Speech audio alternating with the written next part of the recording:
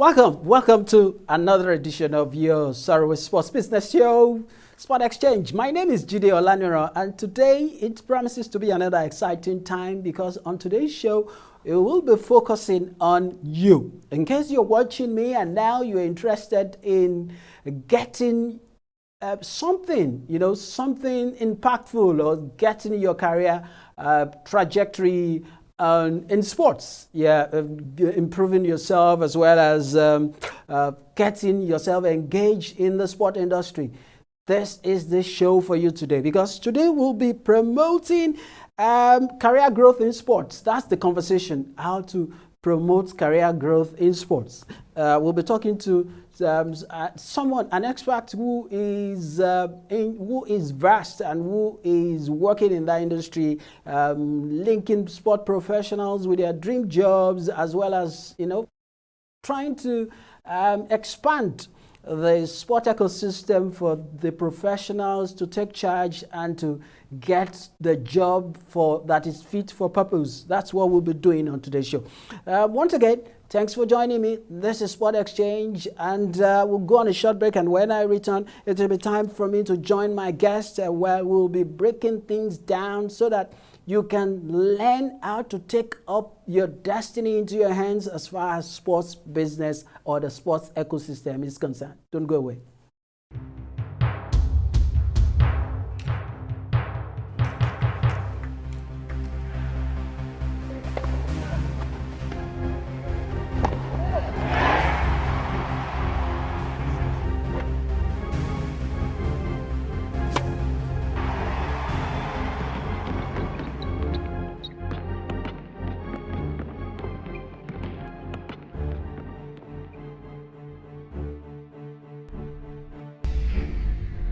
Fantastically finished.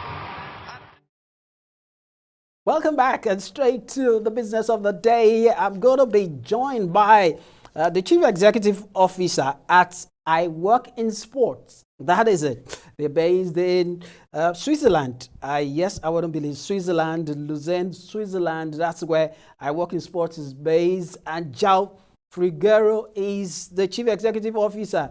By the way, the I Work in Sports is the global hub for recruitment, career growth, and education in sports. So, João Figueiro joins me all the way from Switzerland on today's show. João, it's a pleasure to have you on the show. Thanks for putting on the Nigerian jersey there. Thank you very much. Hi, Jide. Thanks for the invitation. Thanks for having me. Yeah, this is a gift that I got from a good friend of mine, Samson Adamo, who's at CAF at the moment. I went actually with this shirt to watch Nigeria and Argentina in Russia. Didn't bring much luck then. The Argentinians weren't very happy with me, but I was supporting, of course, Nigeria then. But I thought that I would wear it since, I have so many good friends from Nigeria. All right. Thank you very much. Let's move on straight to the business of the day. Yes, as the Chief Executive Officer of I Work in Sports, just break it down for us. Let us know, what is I Work in Sports all about? Sure. Well, I Work in Sport, it was first born as an event, the first international job fair or career fair focused in sports, right? Since that, it's evolved and now became a global hub for everything that has to do with the recruitment, career growth, and education in sport, right? So if you go to our portal, you will have tips on how to advance your career in our blog, or you can find career coaches in our, there's a coaching marketplace. You can find many programs if you want to study. And obviously a job board that aggregates multiple job boards into one to help you find the opportunities for you. All right. Okay. Well, now let's talk about this. Sport is a specialized industry. And what is your thought that those who run sports must be fit for purpose?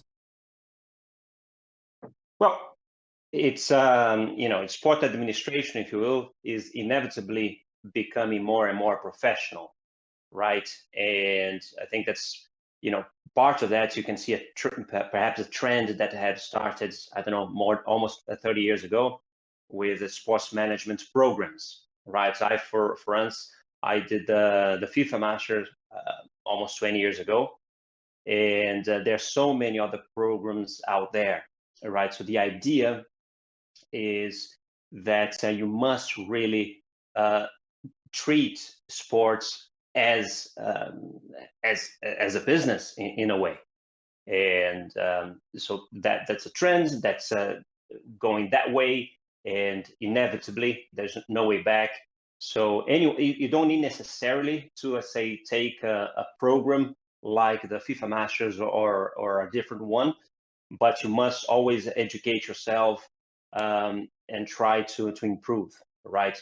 If I may mention also, I was talking about Nigerian friends, right? Some of them I know that did sort of the similar path that I did, and came to Europe to study sports management. And some are going back to their countries or the continents, others stayed here. So I mentioned Samson, who's at CAF, is one example. He's a commercial director at CAF there. Amobi Isiako just graduated from the FIFA Master here in Europe and went back, and I think just started this week or last week as right. General Secretary or CEO at the Rangers International. Is that correct? Exactly. Their football club. Debola Adebanjo is at FIFPro in Amsterdam doing communications there. So that's, it is a fit for purpose. You must educate and prepare yourself to work in sport, and I'm very happy to see that many Nigerians are doing so. Thank you very much. All right. Okay, the next one will be, maybe you could tell us how I Work in Sports process of getting, tell us the I Work in Sports process of getting industry professionals their dream job. Because I know that just a few months ago, I can't remember now, there was this fair that you organized. It was in June. You were so busy that I couldn't even get you to speak about it, but maybe that's one of the processes you let us know. Yeah, indeed. Actually, I would say probably that's the main one, right? We're not a recruitment company, so we don't really connect ourselves, people, to jobs, but I mean, specifically one by one, but we organize the first international job fair for sports, right, in the world. And so people come to the event, and they will find stands from several sports organizations. For instance, our event, I think, is the only one that you will go and you'll find a stand with the Olympic rings for the IOC, right, the International Olympic Committee, and there's a stand for FIFA and UEFA. And CAF is, excuse me, another institution that hires there. For instance, they got their commercial director there last year. And so the job fair is definitely one of the ways that we do that. The other ways we help people is, if they go to our platform, they will see many insights, tips of how to advance their career. As I mentioned, they can find a list of career coaches that they can get in touch with. And we also have a community called We Work in Sport. So our company is called I Work in Sport. The community is weworkinsport.com, where people can join for free. And one of the things that we do there, we have career coaching sessions with professional coaches that will help you to progress in your career, perhaps finding your dream job. And I've seen a lot of testimonials as regards some of those that watched some of those programs, or some of the things you've done have helped some to get into some of those international organizations. And maybe that will be the next question, because I know a lot of students who are still who are high in some of those jobs in those international bodies, as well as coming fully into the sports industry. What advice would you give students who want to work in the sport industry? Right. Listen, obviously there are many things that one can say, and it depends from the situation of each one. But in general, one thing that I always tell the students is to think outside the box and have an open mind. really when it comes to working in sports. Because the large majority of people, when they come here and they say that they would like to work in sports, they will either say that when you ask them what they want to do, they don't tell you what type of job that they want to do, but where they want to work, right? And normally they will tell you either their football club or a football club in general, or one of the three major sports organizations, say FIFA, UEFA, or the IOC, sometimes CAF or others. But what I tell them is that there's so much more than that that could help you. So if you think outside the box and think of a Silverbird TV, perhaps there's an opportunity there for you. And I'm sure that you're connected with so many, players in sports, or even a small company like I work in sports that deals with so many other companies and sports marketing agencies. So there's so much more out there. That's probably my biggest advice. Don't just focus on a few things, but think of sports as a broader universe for you to work on. But there are other people right now too, aside students, of course, it's good for students to learn. There are others who are already in the business, who are already working in the ecosystem, maybe as professionals though, but they don't really have the kind of wherewithal to progress as far as this industry is concerned. I know how do you counsel this kind of people, especially because I know that there is a level of expertise you need to get for you to scale up. So for those who want to scale up, what do you think they should be doing? Again, I think that it really depends on each one's reality and possibility. Obviously, taking a program like the one I did is wonderful, but not everyone can do that because of time or some other constraints. Perhaps there are other types of online courses. Perhaps attending conferences and events. It's really important. So networking, I think, as in any other business, is important, but perhaps in sports even more. It is, in a way, it's a small kind of world, and it's important that you actually get to know it firsthand in person. So maybe attending events is another advice that I would give. All right, let's quickly go on a break now. Don't go away yet, because I still have the Chief Executive Officer of I Work in Sports. I Work in Sports. They're based in Switzerland, and we're talking about how to get yourself in a career growth path as far as sports is concerned. That's what we are looking at. We'll go on a break, and when we return, Zhao is still very much with me, and I still have some questions for him.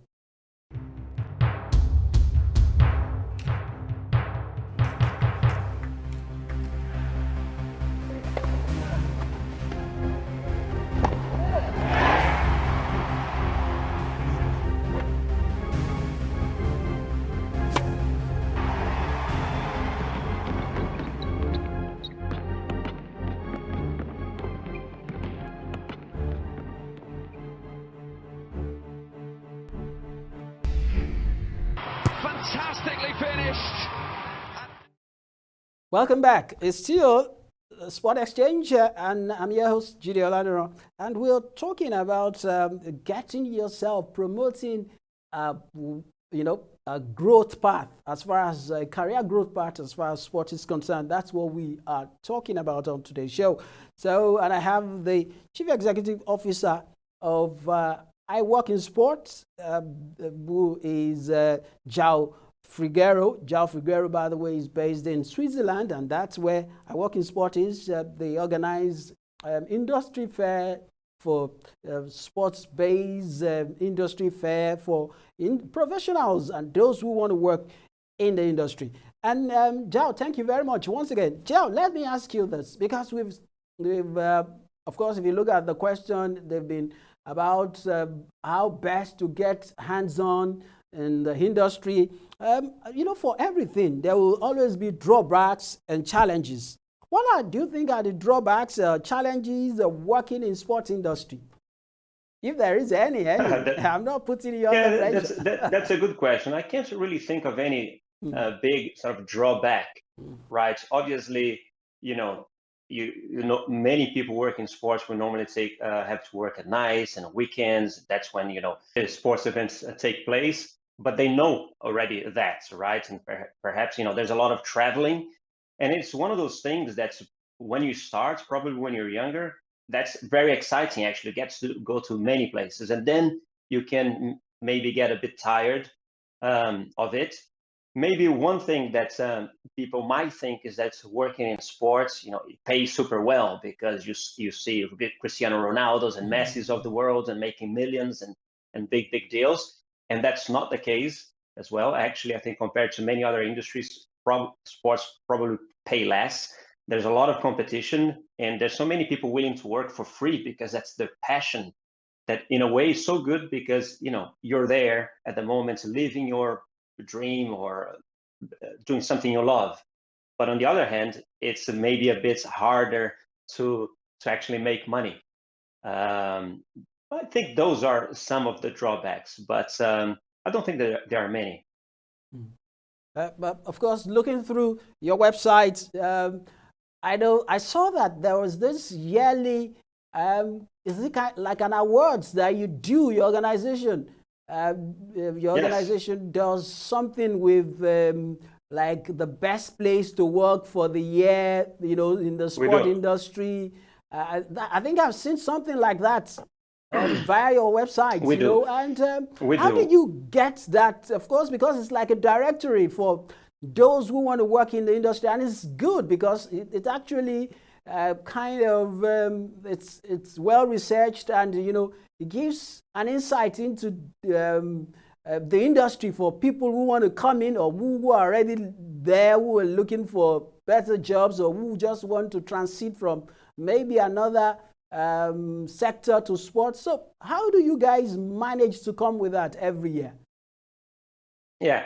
So good question. So that ranking in a report is really it's called the most attractive employers in sport, and as the name infers, it measures employer branding. So it's really about where people would like to work. So we can ask anyone in the industry. The large majority of people that reply to the answer already works there or are studying and plans to work in sport. And basically, we ask if you could work anywhere in sport, where would that be? And then they have categories like football clubs or governing bodies or sponsors, and they can answer by that. So that's different than actually working or finding out which are the best employer, right? Maybe this is something that we'll do in the future. It's a more complex, I think, research that we need to work in partnerships with the companies. But this one in particular, we just do an online survey. I think we had 1,500 plus people replying to that from almost 100 countries, and telling us, if they could choose anywhere to work, where would that be? And that's how we do that ranking. Mm. For 2023, I think you have that already, where people would love to work. And Yes, we do. topping that list will We do be, have several categories, but if we take the overall, the winners of this year was FIFA, I think, came first, with the International Olympic Committee second, and UEFA third. all right. Finally, before I let you go, of course, let me ask you this, because this is actually important. We've spoken about the way the industry, what you perceive as the way to take up a challenge, or to take up a job, or to take up a career in sports. But again, what is the future of human resources in the sport industry? What do you think it will be? Because there are a lot of disruption also coming in. There are a lot of we are in the age of artificial intelligence to AI and all those things. So what do you think is the future? Yeah, well, very good question. I think the first thing that I have to say is that I'm not really an expert in human resources, right? Mm. We do events and we bring a lot of people from human resources together, and I work with them, but I can't say I'm expert on that. But we actually did a survey and a workshop with many recruiters and HR professionals from sports that attended the job fair a couple of months ago. And we asked them exactly about that. So we found out that, one of the biggest challenges that they have is attracting the best talent, right? It's a great competition out there because they don't compete only, in the sports industry. They're competing with other companies like Google or Facebook or Coca-Cola or others. They really talked about adapting to the Generation Z or Gen Z needs, right? And one thing that they talked about is really hybrid working. Is something that it's here to stay. Although we see some companies now that want to bring people almost 100% to the office again, that's a challenge for them. They talked about culture and investing in culture of the organization, and transparency. So these are some of the topics that these professionals raised.